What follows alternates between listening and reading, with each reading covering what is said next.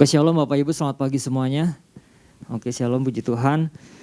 Pesan Tuhan minggu ini yaitu berbicara tentang percaya dengan tidak ragu-ragu. Nah Bapak Ibu, kalau ada pertanyaan seperti ini, ketika Bapak Ibu mempercayai sesuatu nih, ketika Bapak Ibu mempercayai sesuatu, nah apakah Bapak Ibu adalah tipe orang yang percaya dulu, lalu melihatnya, atau seperti ini, melihat dulu baru percaya?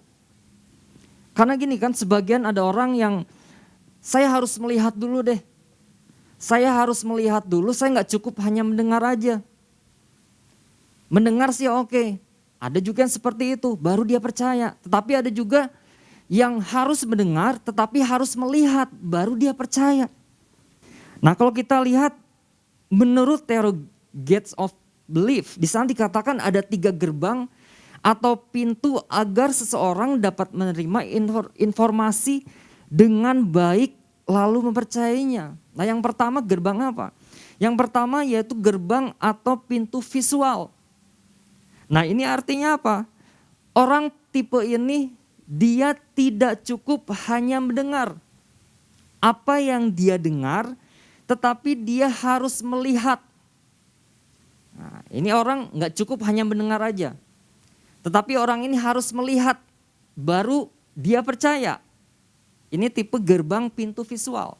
Nah lalu yang kedua, gerbang pintu auditori. Nah ini apa ini? Orang tipe ini hanya mendengarkan kata-kata aja. Jadi dia cukup hanya mendengarkan kata-kata. Misalkan mendengarkan khotbah. Mendengarkan khotbah dari seseorang tapi dia tanpa melihatnya.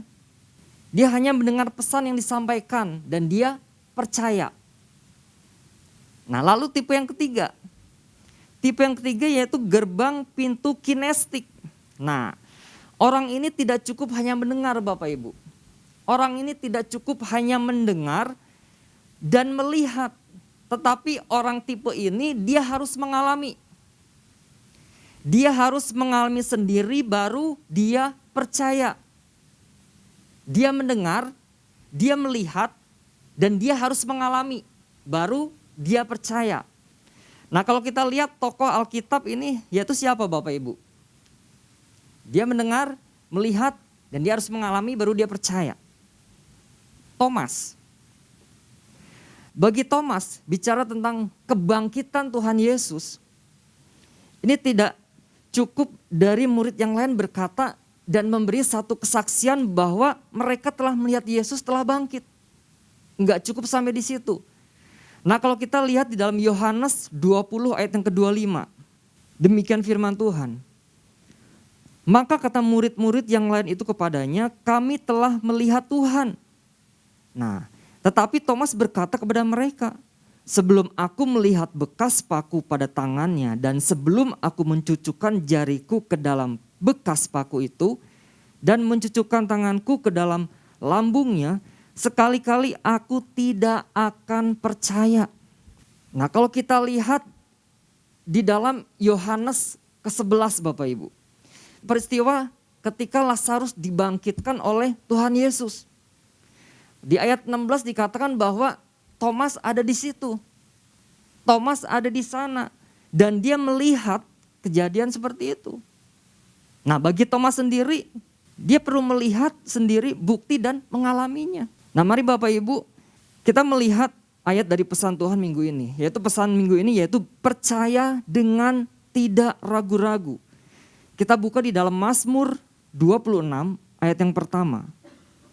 Dari Daud, berilah keadilan kepadaku ya Tuhan, sebab aku telah hidup dalam ketulusan kepada Tuhan dan aku percaya dengan tidak ragu-ragu. Nah kalau kita lihat di ayat yang pertama ini Bapak Ibu, pemazmur meminta suatu pembelaan dari dirinya kepada Tuhan. Nah kalau kita lihat di ayat selanjutnya ke bawahnya, di sini Daud membuktikan bahwa dirinya bersih, membuktikan dirinya bersih tanpa noda dan luka di hadapan Tuhan. Daud minta diselidiki hatinya. Dan mungkin dalam kehidupan kita masing-masing Bapak Ibu, kita berkata, mungkin bisa bernyanyi, selidiki aku Tuhan, hatiku, apakah aku sungguh mengasihi Engkau? Kau yang maha tahu dan menilai hidupku. Nah, Tuhan yang menyelidiki hati setiap umatnya Bapak Ibu. Tuhan yang menyelidiki setiap hati saya. Tuhan yang menyelidiki setiap hati Bapak dan Ibu. Tuhan mengetahui, Tuhan memahami, Tuhan perhatikan setiap kualitas hati kita. Ada titik noda mungkin Bapak Ibu. Ada titik noda dan luka, mungkin orang-orang sekitar kita nggak tahu. Orang itu baik-baik aja kok. Kita nggak tahu orang itu sedang terluka atau tidak. Kita nggak tahu orang itu sedang kecewa atau tidak. Kita nggak tahu orang itu sedang sakit hati atau tidak. Tetapi gini, Tuhan tahu setiap hati kita. Tuhan tahu hati orang tersebut. Apakah dia sedang sakit hati? Apakah dia sedang terluka? Apakah dia hatinya sedang ada noda? Dia tahu. Karena bagi Tuhan tidak ada yang tersembunyi. Sulit sekali untuk orang percaya kepada Tuhan sepenuhnya tanpa ragu jika dalam hatinya ada satu kekecewaan.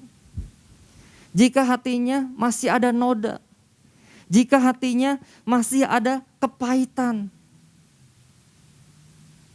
Sangat sulit sekali. Pengiraan kita sama Tuhan itu berbicara tentang sebuah perjalanan. Ada perjalanan yang harus kita tempuh. Dan selama perjalanan yang harus kita tempuh itu, selama perjalanan pasti ada masa-masa yang harus kita hadapi. Di mana masa-masa itu mungkin ada masa-masa yang menyenangkan bersama dengan Tuhan. Mungkin di situ ada masa-masa di mana kita harus menghadapi satu tantangan dalam hidup kita yang harus kita hadapi. Di mana masa-masa itu yang harus kita selesaikan. Bagaimana cara penyelesaiannya. Dan yang Tuhan mau di saat-saat itu, di saat-saat yang kita hadapi yang seperti itu, Tuhan mau kita jaga hati kita. Jaga hati artinya jangan sampai ada luka atau noda setelah apa yang kita alami dalam kehidupan kita. Mungkin tantangan, mungkin masalah, mungkin problema, dan hal yang lainnya. Nah karena gini, tantangan atau apapun yang kita hadapi, itu bisa membuat tanda kutip noda. Itu bisa membuat luka. Artinya kita harus bereskan itu sesegera mungkin. Jangan sampai dibiarkan karena itu akan berdampak. Itu akan berdampak dan itu akan membuat seseorang menjadi sulit untuk percaya kepada Tuhan. Mungkin dia ada ragu-ragu. Benar enggak sih? Ada satu keraguan-raguan kalau kita tidak bereskan. Nah di dalam Mazmur 26 ayat yang ketiga di sana dikatakan, sebab mataku tertuju pada kasih setiamu dan aku hidup dalam kebenaranmu. Nah seringkali secara manusia ketika kita menghadapi satu tantangan, kita akan melihat seberapa besar tantangan itu. Kita lupa melihat bahwa ada Tuhan yang lebih besar. Ada Tuhan yang dahsyat. Ada Tuhan yang sanggup menolong dalam setiap hidup kita. Nah, prinsip agar kita menjadi orang percaya dengan tanpa ragu, yaitu gini. Mempercayai yang dilandasi dengan kebenaran firman Tuhan. Sebab mataku tertuju pada kasih setiamu. Dan aku hidup dalam kebenaranmu. Nah artinya kita percaya kondisi apapun yang terjadi dalam hidup kita masing-masing. Hal apapun yang terjadi dalam hidup kita masing-masing. Di mana kita berdiri, di mana kita berada. Ketika kita berdiri di atas kebenaran firman Tuhan. Kita percaya bahwa di sana ada pertolongan Tuhan. Kita percaya di sana bahwa Tuhan campur tangan dalam hidup kita. Ketika kita berdiri dalam kebenaran firman Tuhan. Mata yang selalu tertuju, terarah, dan hidup dalam kebenaran firman Tuhan. Nah, artinya percaya bahwa ada Tuhan yang membela kita. Ada Tuhan yang melindungi kita. Walaupun gini, sepertinya sesuatu belum terjadi. Kita percaya bahwa Tuhan membela saya. Saya percaya bahwa Tuhan menjawab doa-doa saya. Tetapi sesuatu sepertinya kok belum terjadi ya. Tetapi percaya dan berimanlah Walaupun gini, tidak selesai saat itu juga. Tetapi percaya ketika kita beriman, ada pengharapan di dalamnya. Iman, pengharapan. Ada pengharapan. Ketika kita beriman, ada kemenangan yang Tuhan kasih dalam hidup kita. Tetapi gini, ketika kita mulai ragu-ragu, kita akan mengalami satu kekalahan dalam hidup kita, Bapak Ibu. Jangan biarkan keraguan-raguan itu hidup dalam hidup kita masing-masing. Jangan biarkan keraguan-raguan itu menguasai kehidupan kita. Karena ujungnya gini, kalah. Kita bakal kalah. Kenapa keraguan-raguan bisa terjadi, Bapak Ibu? Nah, yang pertama, keraguan-raguan itu timbul dan meresap akibat dari sebuah peristiwa. Ada peristiwa yang mungkin sedang kita alami. Timbullah satu keraguan-raguan. Nah, artinya keraguan itu adalah respon yang umum dialami oleh seseorang. Itu umum. Seorang bisa mengalami satu keraguan-raguan. Orang percaya bisa mengalami satu keraguan-raguan. Itu dialami oleh seseorang setelah ia mengalami atau terpukul akibat peristiwa yang sangat buruk atau mengecewakan. Nah, yang kedua, kenapa keraguan-raguan itu bisa terjadi? Keraguan-raguan bisa terjadi, keraguan itu kondisi sebuah proses dari sesuatu yang belum kita pahami. Nah, keraguan itu bukan tidak percaya. Tetapi itu terjadi ketika pikiran kita mencoba untuk memilah atau memisahkan apa yang sedang terjadi di dalam hidup kita. Dan di dalam keraguan-raguan itu ada pikiran kita yang berusaha untuk mengerti. Ada pikiran kita yang berusaha untuk memahami pengalaman buruk yang sedang kita alami dalam hidup ini. Jadi berpikir, berusaha mengerti pengalaman buruk yang sedang kita alami. Nah, kalau kita lihat balik lagi ke Thomas, Bapak Ibu. Thomas bergumul, dia bergumul. Pikirannya sulit untuk memahami tentang peristiwa penyaliban Tuhan Yesus. Dia berpikir, dia bergumul. Bagaimana mungkin sesuatu yang menjanjikan, bagaimana mungkin sesuatu yang pasti, yang namun berakhir dengan sebuah yang mengecewakan. Ini kan sebuah pukulan. Ini merupakan pukulan yang sangat berat bagi Thomas. Sesuatu peristiwa yang bagi dia hal yang menjanjikan tetapi berakhir dengan mengecewakan. Nah, kalau kita pelajari, banyak penafsir Alkitab mengatakan seperti ini, bahwa Thomas itu adalah tipe yang melankolis. Nah, artinya apa? Nah, artinya perasaannya itu lebih mendominasi perilakunya. Lebih khawatir, mungkin lebih takut. Ia bersikap mungkin pesimis, sering memandang dari sisi negatifnya.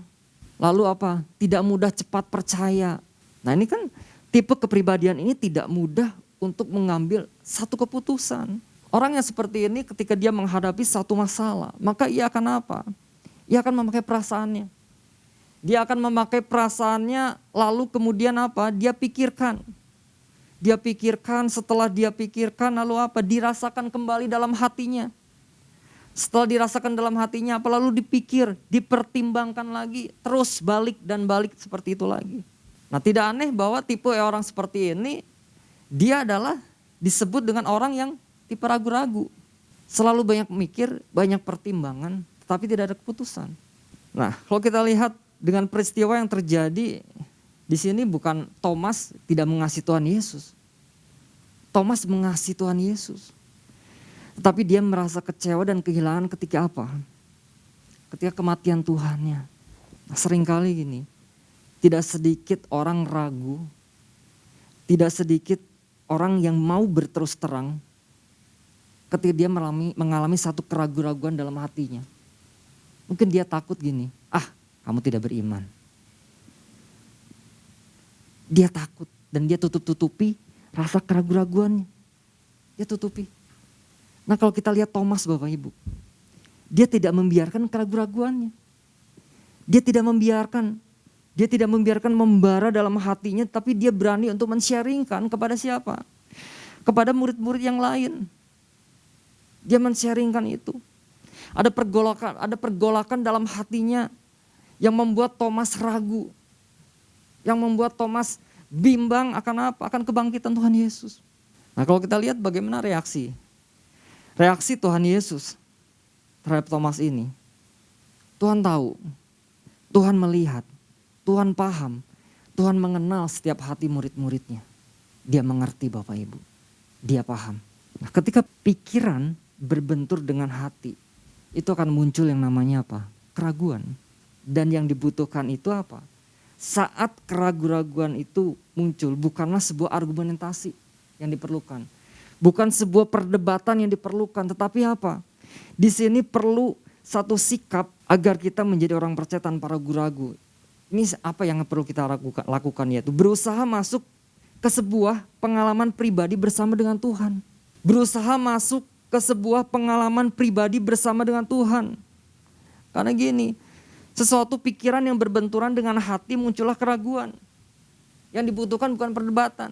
Yang dibutuhkan bukan cemoohan, tetapi gini, kita harus berusaha masuk ke dalam sebuah pengalaman pribadi bersama dengan Tuhan. Itu yang diperlukan. Nah artinya apa? Kita sebagai orang-orang percaya, kita harus mengejar pengalaman pribadi bersama dengan Tuhan. Pengalaman. Bagaimana caranya? Yang menjadi basicnya gini. Caranya gini, kita harus memiliki waktu pribadi bersama dengan Tuhan untuk kita apa? Mengalami pribadi dengan Tuhan. Harus ada waktu bersama dengan Tuhan secara pribadi. Karena ini basic Bapak Ibu. Mungkin gini, ketika kita disakiti, Tuhan berikan kekuatan. Ketika kita ditipu oleh seseorang, Tuhan bukakan semua dan Tuhan ganti.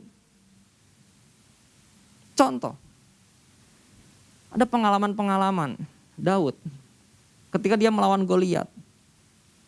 Dia tidak ragu-ragu untuk melawan Goliat karena dia punya pengalaman sebelumnya ketika dia melawan apa? Singa dan beruang. Ada Tuhan yang menyertai, ada Tuhan yang membela. Nah mungkin pengalaman-pengalaman apa yang sedang kita kejar hari ini bersama dengan Tuhan. Mungkin pengalaman-pengalaman di masa lalu ketika kita bersama dengan Tuhan. Ada satu pengalaman pribadi yang bisa membuat kita bangkit kembali ketika kita mengalami hal yang sama saat ini. Nah, berusaha masuk ke sebuah pengalaman pribadi bersama dengan Tuhan. Nah, kembali ke Thomas. Ketika itu Yesus tidak marah. Yesus tidak marah, dia tidak mencela atau menantang Thomas waktu itu. Tetapi ia mengajak Thomas nih, perhatikan. Dia mengajak Thomas untuk dia masuk lebih dalam ke sebuah pengalaman pribadi bersama dengan Tuhan. Yesus mengundang apa? Yesus mengundang Thomas. Dia mengundang Thomas untuk melihat apa? Tangannya. Yesus mengundang Thomas untuk melihat tangannya. Letakkan jarimu di sini, lihat tanganku, raih tanganmu, dan letakkan di sisiku, berhentilah ragu dan percaya. Dan Thomas berkata apa? Ya Tuhan dan Allahku. Wow. Mungkin kita mempunyai satu tipe gini. Kita melihat, percaya, baru kita mengalami. Berarti hal seperti ini kita harus mempunyai satu pengalaman pribadi bersama dengan Tuhan. Saya akan tutup dengan kesaksian Bapak Ibu. Beberapa hari yang lalu, minggu yang lalu, saya dapat satu orderan dari sebuah perusahaan di Tangerang Bapak Ibu. Dia pesan BlackBerry 2 kintal. Nah otomatis saya kan harus mempersiapkan barang itu. 2 kintal bukan barang yang dikit. Saya harus persiapkan, saya harus menghubungi satu petani Lembang dan satu petani Ciwidey. Saya harus hubungi mereka. Dan perusahaan ini dia harus ada barangnya 1 minggu itu. Sedangkan buah BlackBerry ini sedang tidak musim. Musimnya sedang menurun, sedangkan permintaan sangat banyak. Pokoknya 1 minggu itu harus dikirim barangnya. Nah hari Kamis saya menghubungi coba orangnya. Hari Sabtu deh saya kirim. Nah setelah saya ngomong hari Sabtu, ternyata dari bagian pembelinya dia ngomong gini, udahlah gak usah dikirim. Sedangkan barang sudah hampir mencapai 2 kintal saat itu. Udah gak usah dikirim, batal pengirimannya karena hari Sabtu tutup. Sedangkan dia biasanya hari Sabtu buka. Nah ketika saya menerima perkataan itu batal, gak jadi. Aduh, secara manusia kecewa dong. Secara manusia saya udah menghubungi petani, 2 petani ini. Dan saya udah kasih DP. Nah bagaimana saya harus menyelesaikan, ini masalah saya harus menyelesaikan antara petani A dan petani B. Saya harus selesaikan ini. Akhirnya singkat cerita selesai. Dan saya ingat satu ayat firman Tuhan di dalam Efesus 3 ayat 20. Saya ingat itu ketika saya mengalami penolakan, bukan penolakan ya, dibatalkan orderannya. Saya ingat gini, bagi dialah yang dapat jauh lebih banyak daripada yang kita doakan atau pikirkan. Saya pegang satu itu. Saya pegang ayat itu bahwa Tuhan akan berbuat lebih daripada itu yang kita doakan atau kita pikirkan. Nah saat itu saya pergi ke satu tempat di Dago bersama teman dan saya berbicara tentang bagaimana bisnis yang baik dan benar, bagaimana untuk memaintain sebuah customer dengan baik. Nah ketika itu saya udahlah gak apa-apalah itu. Dia ya mungkin bukan jalan Tuhan, mungkin ada Tuhan kasih yang terbaik. Setelah selesai semua saya berbicara, pas selesai ada WA masuk, celing. Saya lihat, wah dari ibu ini, Pak tolong dikirim ya tanggal 13. Saya lihat dulu dong tanggal 13 itu hari apa. Saya lihat, ternyata hari Senin, puji Tuhan. Ternyata gak ada doa pagi. Ternyata Tuhan sudah, ketika kita, mungkin orang ini ngebatalin. Tetapi ketika kita merespon gini, saya belajar untuk merespon, saya mengingat pesan-pesan sebelumnya, merespon dengan baik bagaimana. Jangan sampai hati kecewa ketika kita mungkin dibatalkan orderan. Saya pegang firman Tuhan, saya percaya Tuhan pasti ada jalan yang lebih baik lagi. Sudah selesai ngobrol, celing dia masuk. Puji Tuhan, dan pas harinya hari Senin, dia minta dikiriman lagi. Nanti hal-hal yang saya harus terus pelajari dalam hidup saya bagaimana jangan sampai hati luka, jangan sampai hati kecewa. Jangan sampai gini kita ragu-ragu dengan apa yang sudah Tuhan janjikan dalam kehidupan kita. Karena janji Tuhan itu pasti akan tergenapi dalam hidup kita. Nah mari Bapak Ibu, jemaat Tuhan yang dikasihi Tuhan, kita sama-sama belajar, saya belajar, kita sungguh-sungguh untuk apa? Mempercayai Tuhan dengan tidak ragu-ragu. Tuhan Yesus memberkati.